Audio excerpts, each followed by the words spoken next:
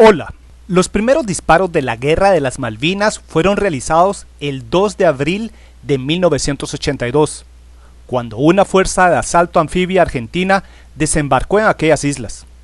Pocos días después, los británicos enviaron una flota de batalla, seguida luego por una flota de transportes para efectuar su propia misión anfibia. La flota de batalla tenía a dos pequeños portaaviones con una cantidad limitada de cazas Harrier.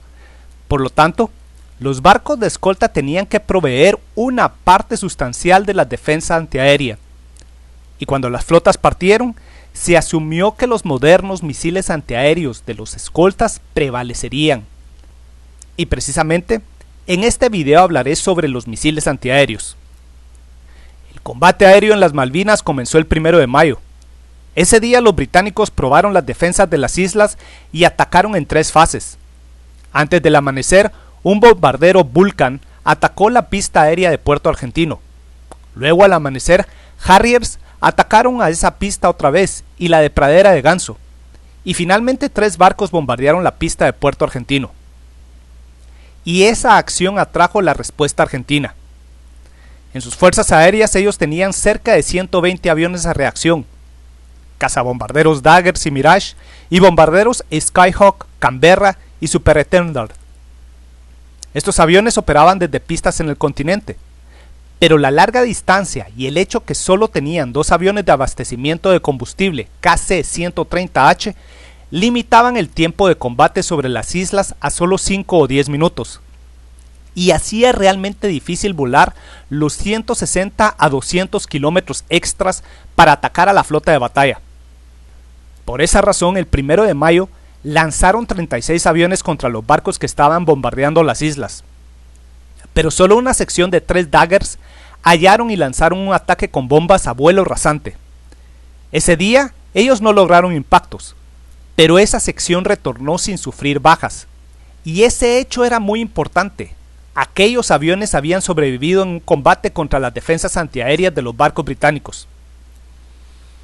Desde ese momento, la Fuerza Aérea Argentina fue la principal amenaza contra las flotas británicas, y hasta el final de la guerra, 6 semanas más tarde, volaron cerca de 300 misiones contra los británicos.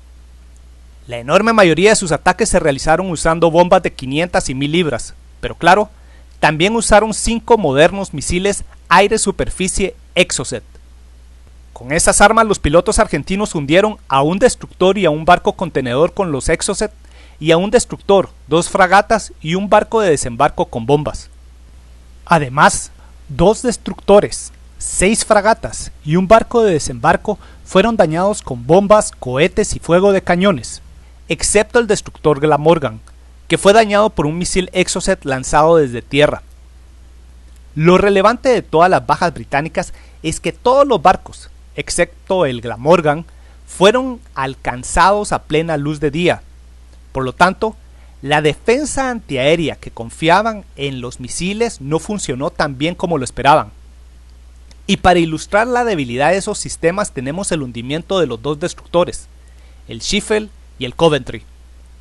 Ambos eran destructores tipo 42, y en el caso del primero, Schiffel, desde el 1 de mayo este y otros destructores del mismo tipo fueron desplegados en una cortina antiaérea entre las Malvinas y la flota de batalla. Por los siguientes 3 días ocurrieron múltiples contactos y falsas alarmas, por lo que pensaron que el 4 de mayo no iba a ocurrir ningún ataque contra esa cortina antiaérea.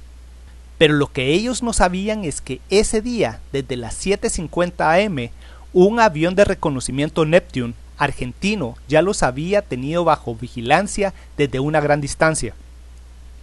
Y con la información recopilada, 2 Superintendents armados cada uno con un Exocet despegaron a las 9:45 am y fueron reabastecidos de combustible por un KC-130H. En su vuelo de aproximación los aviones habían volado a gran altura, pero a 200 kilómetros de los contactos los 2 Superintendents descendieron a un vuelo rasante. A las 10:50 aún estaban a unos 78 kilómetros de los contactos. Subieron a 160 metros y encendieron sus radares. Pero en ese momento no hallaron objetivos y volvieron a descender. 40 kilómetros más tarde volvieron a ascender y esta vez blancos aparecieron en sus radares. Las coordenadas fueron dadas a los misiles, retornaron a bajo nivel y luego cada piloto lanzó su Exocet a las 11:04 am, mientras estaban a 32 y a 48 kilómetros de sus blancos. Los cohetes en los misiles funcionaron y aquellos partieron a una altura de solo 2 a 3 metros sobre el nivel del mar. A ese alcance extremo tomarían 2 minutos para que llegaran a sus objetivos. Y ahora que los misiles habían partido, los Superintendent retornaron a su base sanos y salvos. En los destructores, la primera señal de alarma fue dada cuando el receptor UAA-1 en el Glasgow detectó las emisiones de radar de los aviones cuando alzaron el vuelo por primera vez a 78 kilómetros. En ese momento 2 Harriers fueron enviados a investigar, pero no hallaron nada. Sus radares tenían serias dificultades de hallar aviones que volaban a baja altura. Por ello los contactos fueron considerados como una falsa alarma. Pero entonces los aviones alzaron el vuelo por segunda vez, y por escasos segundos fueron detectados por el radar de largo alcance del Glasgow. El barco de inmediato pasó a estaciones de batalla, envió una señal de alarma a los otros barcos y a la flota de batalla y lanzó una cortina de señuelos de aluminio para desviar a cualquier misil que hubiera sido lanzado en su contra. Los misiles ya estaban a 2 minutos de arribar. Uno ya había tomado el Sheffield como blanco y se dirigió en línea recta contra aquel. Y en ese barco no se tenía la menor idea que ya estaba bajo ataque. En ese preciso momento en el Sheffield estaban usando su sistema de comunicaciones satelital para enviar algunos reportes, y esto bloqueó el uso de sus receptores UAA-1 y también evitó que se recibiera la señal de alarma del Glasgow. Y no fue hasta que fue divisada desde el puente una nube de humo que se detectó la presencia de un misil sobre la superficie del mar que estaba cerrando la distancia. El barco estaba a punto de ser impactado. Hipnotizados, los oficiales presentes no llamaron al capitán al puente, no llamaron a estaciones de batalla, no viraron al barco hacia el misil para reducir su perfil, ni tampoco lanzaron los señuelos de aluminio. Aquel misil dio de lleno en el Sheffield, mientras que el otro no encontró un blanco y cayó al mar. Alcanzado comenzó un furioso incendio. El barco fue abandonado y días más tarde se fue a pique. En este murieron 20 marineros y 26 fueron heridos de una tripulación de 280. Y el hecho que una moderna nave de $50 millones de esos días fuese hundido por un solo misil de $250,000 fue un duro golpe. Y luego tenemos al otro destructor tipo 42 hundido en la guerra, el Coventry. El 21 de mayo la tropa de la flota de invasión inició sus desembarcos con los escoltas estableciendo un perímetro defensivo. En los siguientes 3 días de ataques aéreos, 2 fragatas fueron hundidas, con muchos otros barcos dañados, mientras que la aviación argentina sufrió la pérdida de cerca de 30 aviones, la mayoría derribados por Sea Harriers y otros por la acción de misiles y artillería antiaérea. Para el 25 de mayo, el día de la independencia argentina, los británicos anticiparon ataques masivos y por ello colocaron una estación de alerta temprana a 16 kilómetros al norte de las Malvinas, tanto para dar una alerta temprana como para alejar aviones argentinos de la zona de desembarco. 2 barcos fueron asignados a la estación, un destructor tipo 42, el Coventry, y una fragata tipo 22, el Broadsworth. Los misiles Sea Dart de largo alcance del destructor tenían que ser complementados por los modernos misiles de corto alcance Seawolf de la fragata. E inicialmente varios grupos de aviones fueron detectados y la señal de alarma fue dada en la zona de desembarcos. También 2 Skyhawks que estaban volando a mediana y gran altura fueron derribados por los misiles Sea Dart a un alcance de 20 kilómetros. Pero entonces los 2 barcos fueron atacados por 2 parejas de Skyhawks que arribaron a baja altura y a gran velocidad. Los pilotos ocultaron su vuelo de aproximación usando a las Malvinas y solo cuando dejaron atrás a esa masa de tierra fueron hallados, no por el radar del Coventry, que no podía distinguir a los aviones de la masa de tierra, pero por el del Broadsworth. A un alcance de 16 kilómetros, el Broadsworth detectó a la primera pareja y se preparó a enfrentarlos. El Seawolf era un sistema moderno que entró en servicio en 1980 y estaba diseñado para enfrentar blancos a una distancia de 5 a 6 kilómetros. la computadora de los misiles obtuvo una señal sobre la primera pareja, pero los aviones argentinos estaban volando tan cerca uno del otro que inicialmente la computadora asumió que era un solo blanco. Entonces, cuando aquellos cerraron la distancia, súbitamente el radar discernió dos blancos. Confundido por la súbita doble señal, la computadora halló que era imposible disparar y simplemente se apagó. A solo segundos de sufrir el ataque, el Broadsword disparó su cañón de 114 milímetros y sus escasas armas antiaéreas. Pero estas fueron incapaces de detener el ataque. Las bombas fueron lanzadas, pero estas no alcanzaron al blanco, y una demolió al helicóptero del barco. 90 segundos después, la siguiente pareja de aviones se lanzaron contra el Coventry. Aún incapaz de lograr una señal con su radar, el Coventry lanzó un Sea Dart a ciegas para distraer a los pilotos, pero falló. Entonces el capitán ordenó efectuar una violenta maniobra evasiva a estribor, y sus escasas armas antiaéreas tronaron.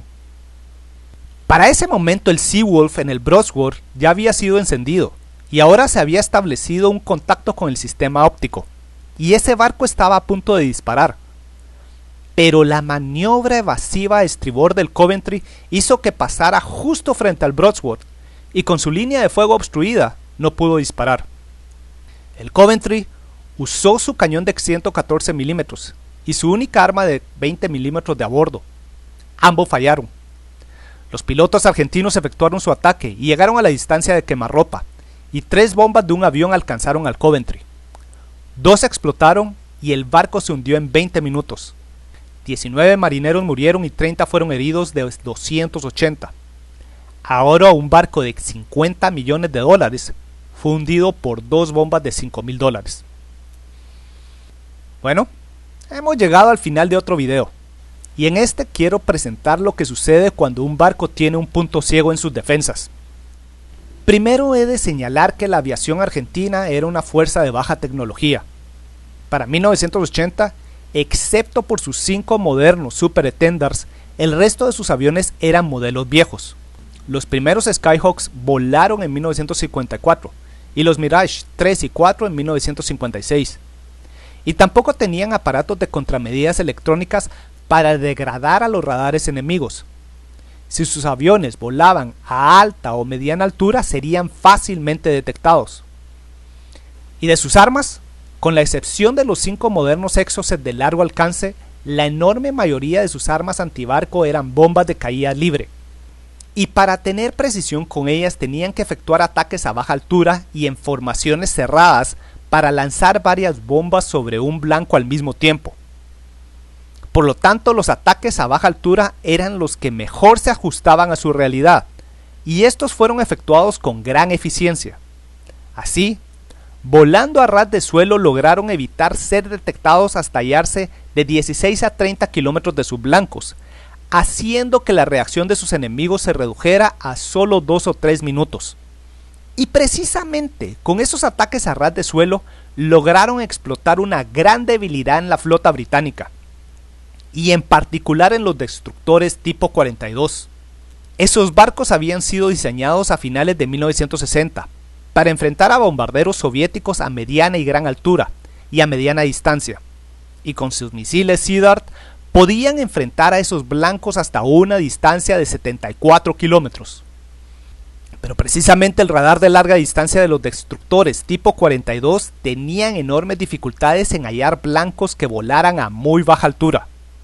Por lo tanto, para llenar esas brechas estaban las nuevas fragatas tipo 22 equipadas con los Seawolf.